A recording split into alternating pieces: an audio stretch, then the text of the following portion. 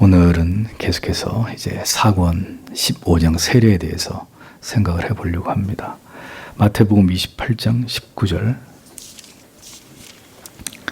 함께 읽겠습니다. 그러므로 너희가 가서 모든 족속으로 제자를 삼아 아버지와 아들과 성령의 이름으로 세례를 주고. 15장 세례 중에서 오늘은 세례의 구체적인 시행과 여자가 세례를 베푸는 문제에 대해서 칼빈이 어떻게 하나님의 말씀을 근거로 해설하고 있는지를 생각해 보겠습니다. 세례의 구체적인 시행 방식. 칼빈은 그리스도께서 제정하신 세례를 더럽힌 카톨릭을 비판합니다. 그냥 물로 이렇게 죄를 씻는 것을 물이라고 하는 재료를 통해서 상징적으로 보여준 것일 뿐인데, 그 단순한 물을 캐톨릭은 성수로 둔갑을 시켰습니다. 그 외 임의로 다른 것들을 더 추가해서, 이를테면 촛불이나 향유나 이런 것들을 첨가하고 또 축도나 축사를 더해서 그 의미를 변질시켰다 하는 점을 지적을 합니다. 칼빈은 합당한 세례의 모습에 관해서 분명하게 이렇게 말하고 있죠. 사람들의 눈을 현란하게 하며 생각을 죽이는 모든 화려한 극적인 장치들을 세례에서 완전히 제거해버리고, 세례를 베풀고자 할 때마다 그 대상자들을 신자들의 회중 앞에 세우고 온 교회가 증인으로서 바라보며 그를 위하여 기도하며 그를 하나님께 드리고 예비 신자들에게 반드시 가르쳐야 될 신앙 고백을 낭송하고 세례 시에 받을 약속들을 말하고 성부와 성자와 성령의 이름으로 그 후보자에게 세례를 베풀며 마지막으로 기도와 감사로 세례식을 마치는 것이다. 이것이 캐톨릭의 잘못된 캐톨릭의 성례를 비판하면서 이 칼빈이 얘기한 것이 개신교의 가장 원초적인 세례의 쉽게 말하면 원본이 되는 거예요. 칼빈이 개신교의 세례는, 개혁된 교회의 세례는 이렇게 돼야 된다고 기독교 강요 안에서 밝히고 있는 부분입니다.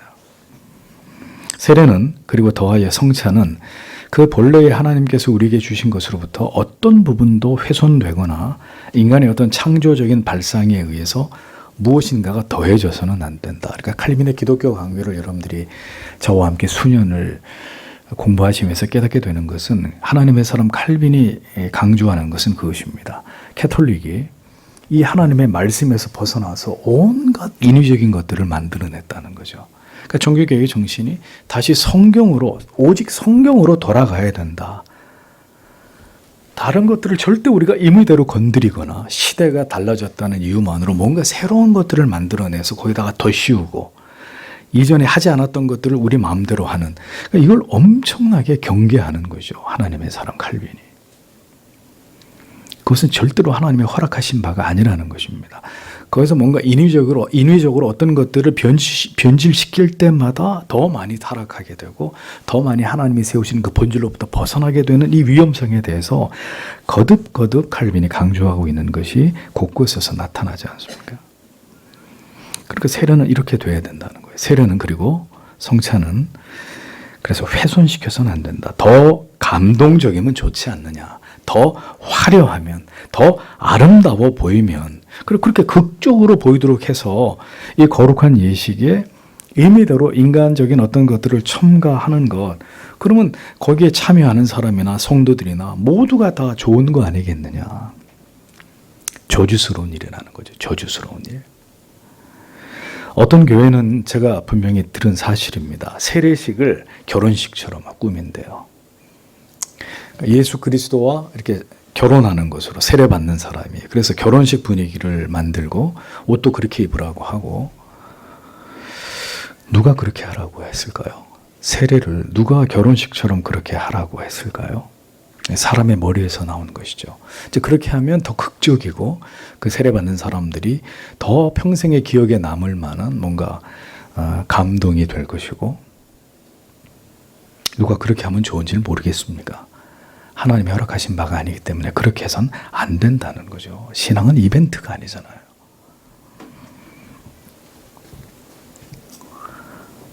그게 하나님을 모독하는 일이다라는 생각을 신자가 가져야 된다는 것입니다. 세례는 우리가 얼마든지 변형시키고 무엇인가를 더해서 더 감동적이고 더 세련되게 만들 수 있는 종교적인 그런 이벤트가, 프로그램이 아닙니다. 인간의 부패한 생각에서 비롯된 추악함일 뿐입니다. 칼빈은 세례에 있어서 물을 뿌리는 것과 몸 전체가 물에 잠기는 것, 이른바 침례죠. 이런 세세한 문제는 중요한 것이 아니다라고 분명히 못을 박습니다. 교회의 재량에 따라서 시행하면 될 문제로 보았습니다. 그러니까 칼빈의 입장은 이도 저도 괜찮다는 거예요. 지금처럼 장로교는 무조건 뿌리는 세례, 침례교는 무조건 물에 잠기는 침례. 장로교는 여기서 한 발짝도 양보 안 합니다. 침례교는 우리가 장로교가 절대로 하지 않잖아요. 침례교도 장로교처럼 물을 뿌리는 행위 하지 않고 무조건 물에 몸 전체를 잠그는 것만이 그 세례로 인정을 하지 않습니까? 그런데 칼빈의 입장은 정확하게 교회 재량에 따라서 하면 된다. 그런데 칼빈은 이 세례의 어원적 정의를 통해서 세례를 주다라는 말이 물에 완전히 잠그는 것을 의미하고 고대 교회도 이 방식을 취했다라는 사실을 분명히 밝힙니다. 그래서 우리는 세례만 맞다 이렇게 얘기하는데 그렇게 얘기할 필요가 없는 거죠. 뿌리는 세례도 가하고 침례도 가하다라는 입장이 사실 우리가 취해야 될 입장입니다. 침례는 잘못됐고 뿌리는 세례만 옳다 이런 극단적인 주장을 하면 안 된다는 겁니다. 그러니까 칼빈도 침례나 세례에 대해서 뿌리는 세례와 침례에서 이런 입장을 취하잖아요. 둘 다 교회 재량에 따라서 하면 되는 것이다. 극단으로 가는 걸 피하는 거예요. 그래서 이런 방식 때문에 오늘날은 그런데 굳이 교단이 분열돼 버리는, 그래서 침례교도들은 무조건 침례만이 옳다고 믿어서 이게 교단이 분열돼 버리는, 그것만이 바른 거라고 주장을 해서 이런 불필요한 갈등을 초래했죠. 그렇게까지 할 문제가 되겠느냐라고 할 때 칼빈은 그렇게 보지 않는 것입니다.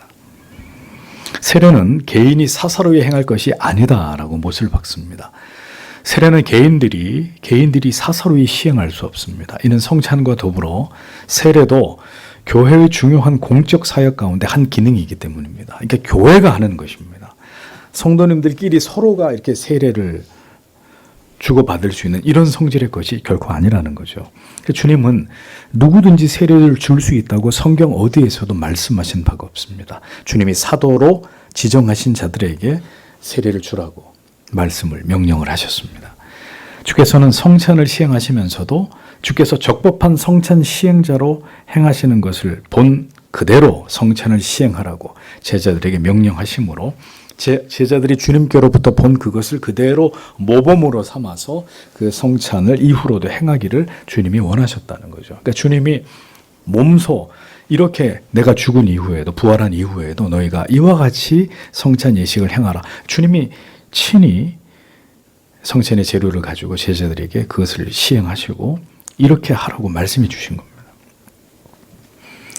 그러나 이제 과거 교회가 처음 시작될 때 목사라는 직함이 존재하지 않는 상황에서 사망에 임박한 성도들이 이제 성도들에게 세례를 받는 이런 것들이 고대 교회에서 잠시 그게 관례가 됐었던 적이 있었단 말입니다.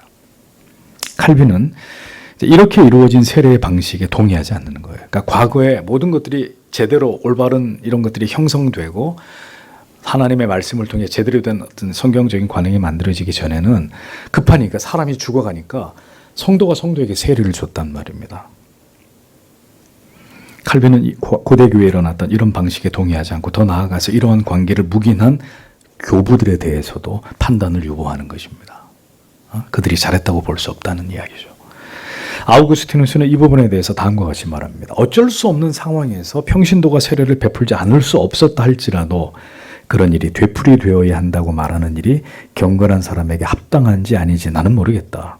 만일 피치 못할 상황이 아닌데도 그렇게 한다면 그것은 다른 사람의 직무를 빼앗는 것이다. 그러나 필연적인 상황 때문에 어쩔 수 없이 그렇게 한다면 그것은 전혀 죄를 짓는 것이 아니거나 혹은 죄를 지어도 아주 가벼운 죄를 짓는 정도일 것이다. 그러니까 아우구스티누스도 정확한 입장을 밝히지 않고 이렇게 약간 유보적인 이런 태도를 취할 정도로 그때는 이 문제를 규정하는 일이 있어서 이렇게 약간 좀 이렇게 불명확했다는 것을 보게 되는 거죠. 그래서 칼빈이 이런 것에 대해 비판을 하는 것입니다. 다소 애매한 입장을 취했다는 거죠. 아우구스티누스조차도.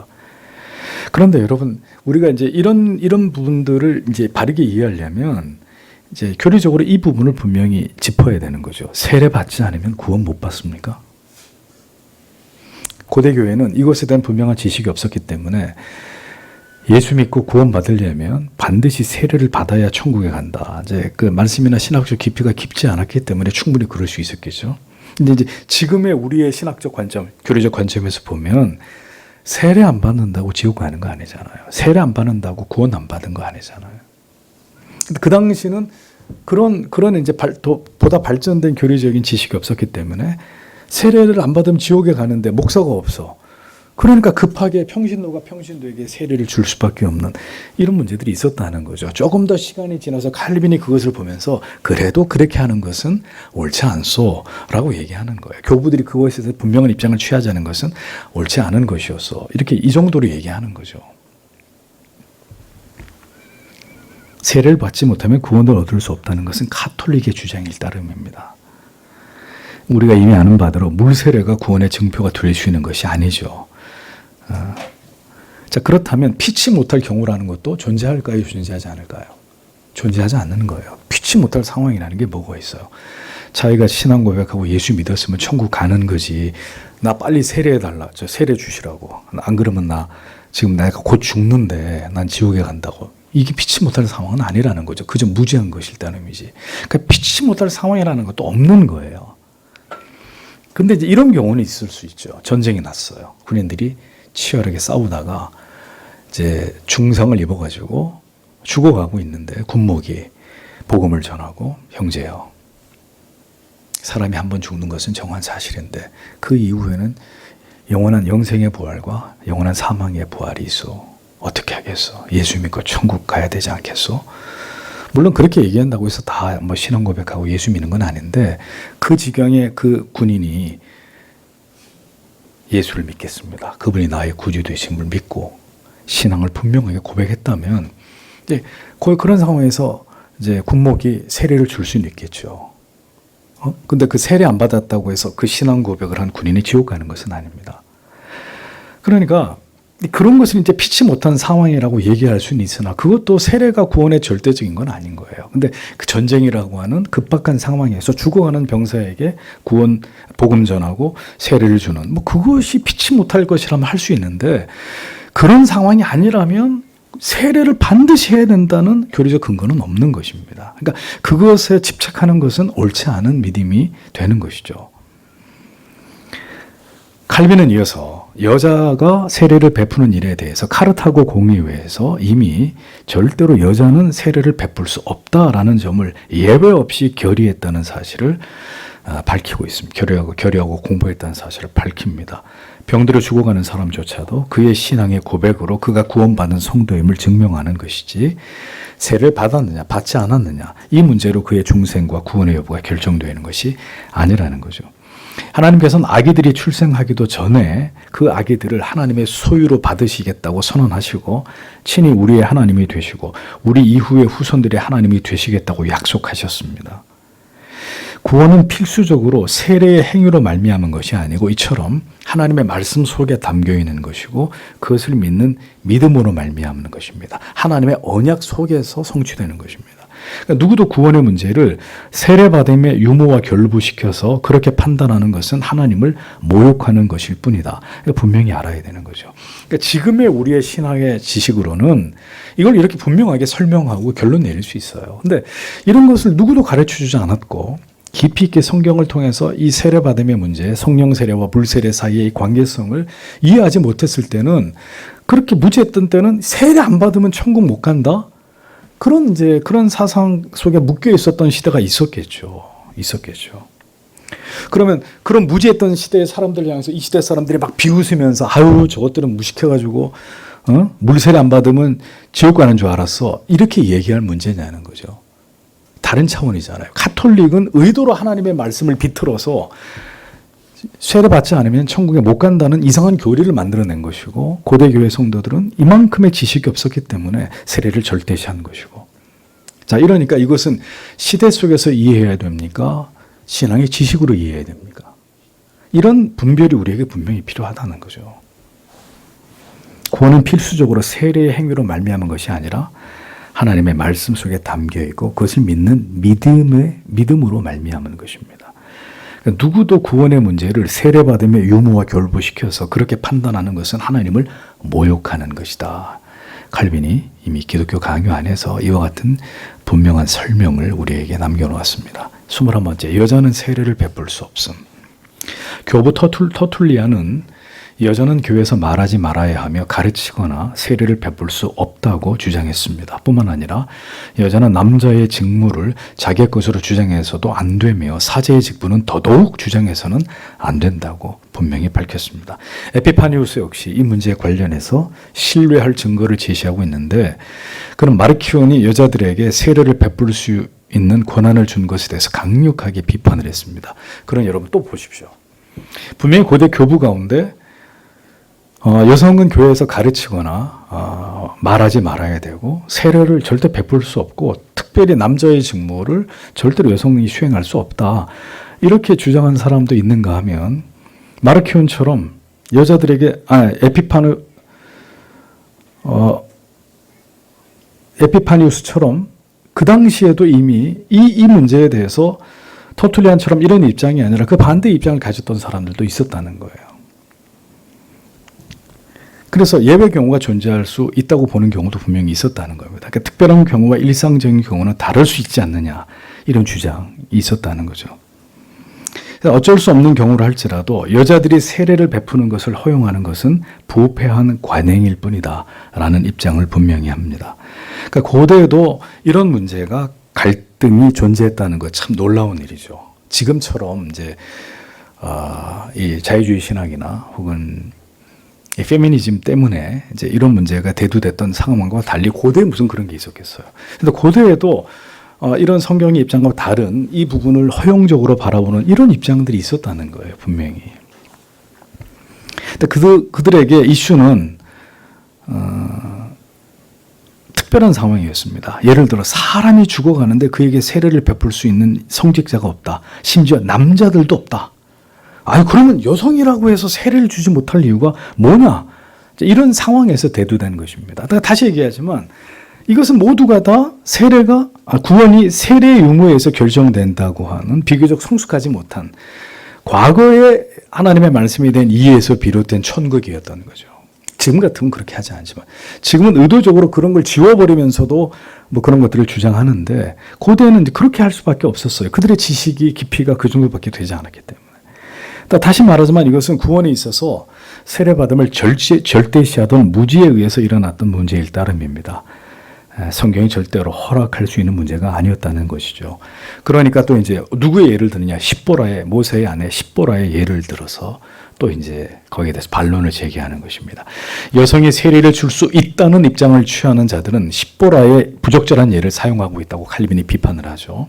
자, 그들은 십보라가 돌을 들어서 그 아들에게 할례를 행한 다음에 하나님의 사자가 그것을 인정했다는 이유로 그녀의 행위를 하나님이 인정하셨다, 이렇게 주장을 하는데, 여러분들이 칼빈의 기독교 강요 이 부분의 내용을 보면 칼빈이 십보라를 어떻게 말하죠? 어리석은 여인이라고 얘기합니다. 어리석은 여인. 어리석은 중에 어리석은 여인이라고 십보라를 이렇게 얘기를 합니다.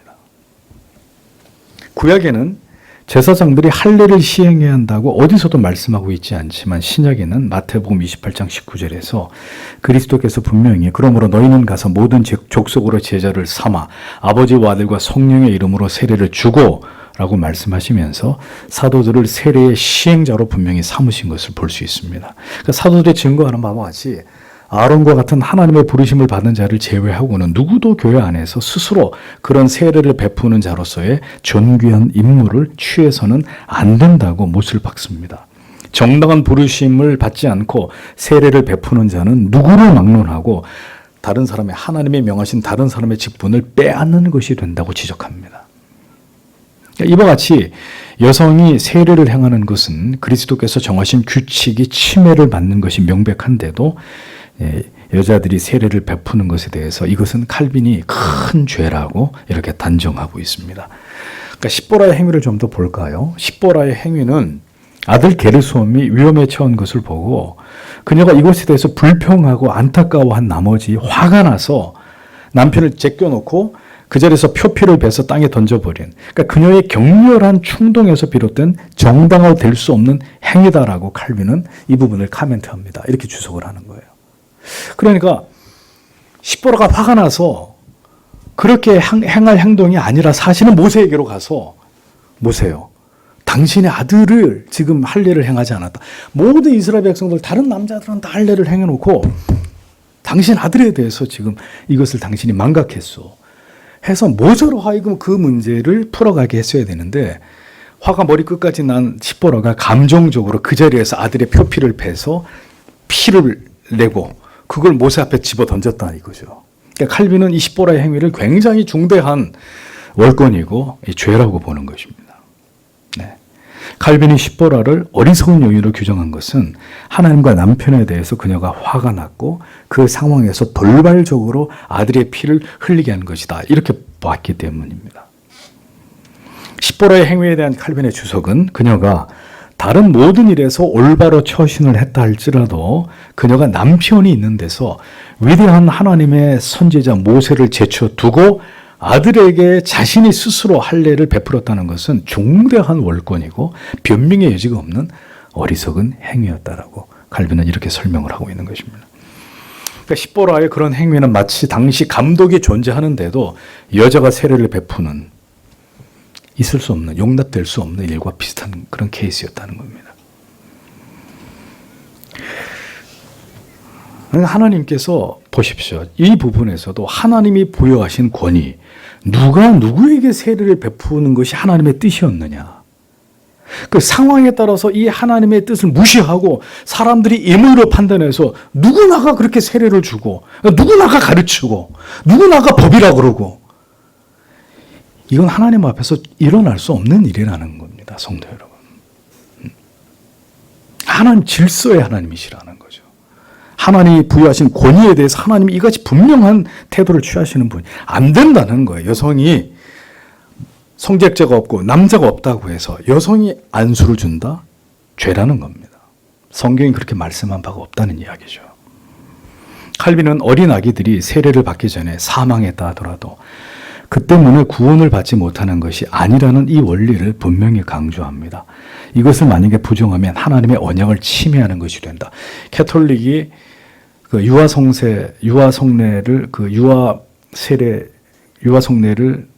합리화하는 것은 아이가 그 성례를 받지 않으면 지옥에 간다고 보기 때문에 캐톨릭은 아이가 태어나면 최대한 빨리 사제가 가서 아이한테 세례를 주거든요. 그러면 이 캐톨릭은 지금 뭘 무시하는 것이냐? 언약 백성에게 세례를 베풀지 않아도 하나님이 그를 하나님의 자녀 삼으신다는 하나님의 언약에 근거한 이 사상을 부정하는 거예요. 그 하나님의 언약을 중대하게 침해하고 거부하는 행위가 되는 거죠. 하나님의 언약이 불충분하기 때문에 세례나 기타 다른 수단들의 도움을 받아야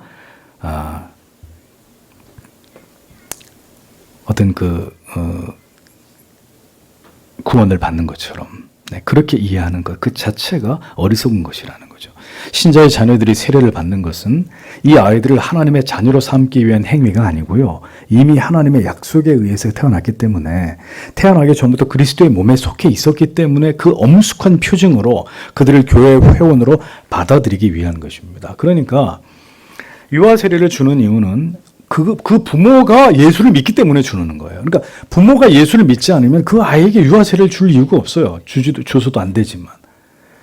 부모가 예수를 믿을 때 그 부모에게서 태어난 아이도 그 언약의 백성이라고 교회가 간주하고, 그 언약 아래서 구원받은 백성이라고 간주하고 교회가 세례를 주는 것입니다. 그러면 이제 그것이 정식으로 회중 앞에서 공적 신앙 고백을 통해서 그것이 분명하게 이제 가시적으로 나타나는 것은 유아세례를 받은 아이가 교회 안에서 믿음으로 잘 성장해서 어느 순간 인격적으로 주님을 깊이 만나고 난 다음에 자기의 신앙 고백을 회중 앞에서 할 수 있게 됐을 때 그때 이미 구원은 받았지만 다시 교회가 입교라고 하는 것을 통해서 이제는 본인이 자기 입으로 신앙 고백을 하고 교회의 일원으로 새롭게 그 교회에 소속된 것에 대해서 그걸 이제 공적으로 나타내기 위해서 입교를 하는 것입니다.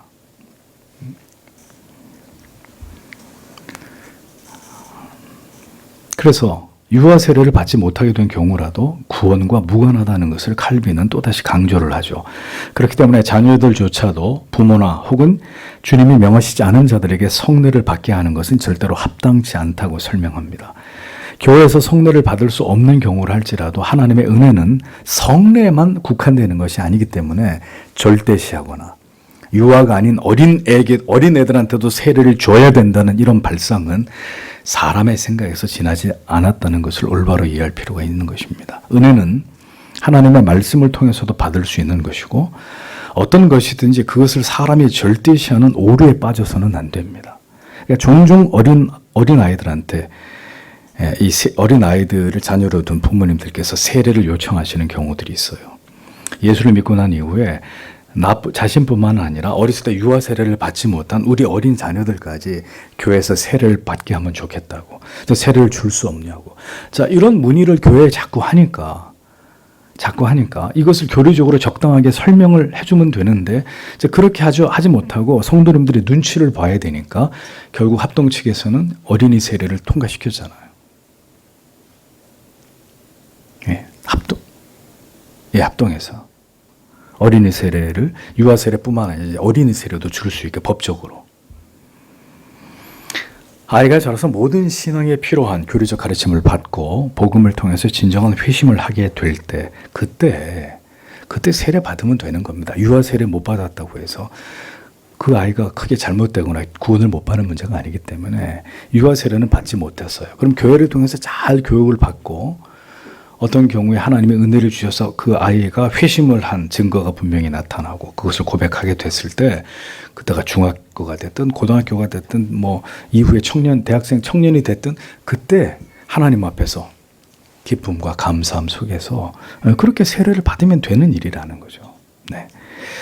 자, 여러분 이런 것들이 과거에 종교개혁이 일어나기 이전 또 종교개혁이 일어난 이후에 이런 부분까지 구체적으로 정리가 되어 있지 않았고 가톨릭은 임의대로 유아라 할지라도 세례를 받지 않으면 천국에 갈 수 없다라는 이런 입장을 취하면서 이게 교리적으로 심각한 문제를 일으키고 있었기 때문에 칼빈이 이렇게 여기서 이 부분을 다루어 주었던 것입니다. 다음 주에는 유아 세례에 대한 칼빈의 가르침에 대해서 더 주목을 해보도록 하겠습니다. 기도하겠습니다.